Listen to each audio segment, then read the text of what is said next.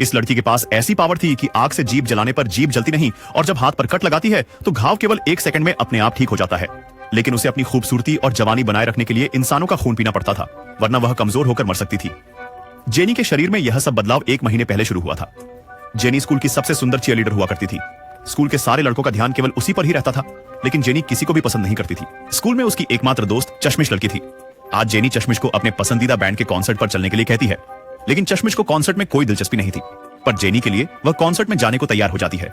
Jenny को नहीं पता था कि बैंड के सदस्य बहुत बुरे थे, क्योंकि जब जेनी ड्रिंक लेने जाती है तब बैंड के लड़के उसके शरीर को लेकर गंदी बातें कर रहे थे, जिनको चश्मिश ने सुन लिया था। वह जेनी को उनसे दूर रहने के लिए कहती है, लेकिन जेनी को कोई फर्क नहीं पड़ रहा था, उल्टा वो चश्मिश को ही सुनाने लगी थी। फिर कॉन्सर्ट शुरू होते ही माहौल गर्म हो जाता है और अचानक स्टेज के पीछे आग लग जाती है। कुछ ही पलों में आग चारों तरफ फैल गई थी और सभी लोग दरवाजे से बाहर भागने लगे थे। चश्मिश जेनी को खींचकर बाहर आती है। दोनों बहुत ज्यादा घबरा गई थी।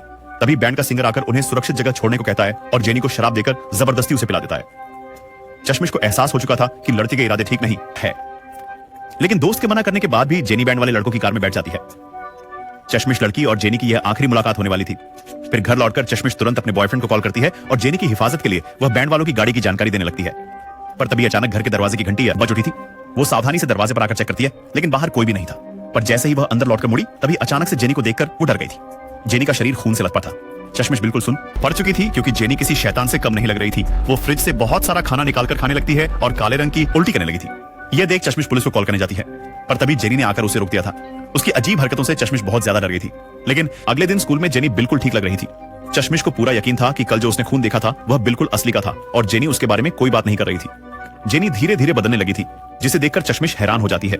वह अपने बॉयफ्रेंड को इसके बारे में बताती है, लेकिन बॉयफ्रेंड का कहना था कि वह कुछ ज्यादा ही सोच रही है। शायद वह खून नहीं बल्कि टोमेटो केचप होगा। लेकिन चश्मिश लड़की बिल्कुल सही थी, क्योंकि जेनी अब पूरी तरह से बदल चुकी थी। स्कूल में किसी को भी भाव नहीं देने वाली जेनी अब अचानक मोटे को अपने इशारों से बहकाने लगी थी और उसे लेकर जंगल में चली जाती है। मोटे को लगा कि जंगल में मंगल होगा, लेकिन तभी अमंगल हो जाता है। सारे जानवर अचानक इकट्ठा होने लगे थे, जिसे देख मोटे को कुछ गड़बड़ का एहसास हो जाता है।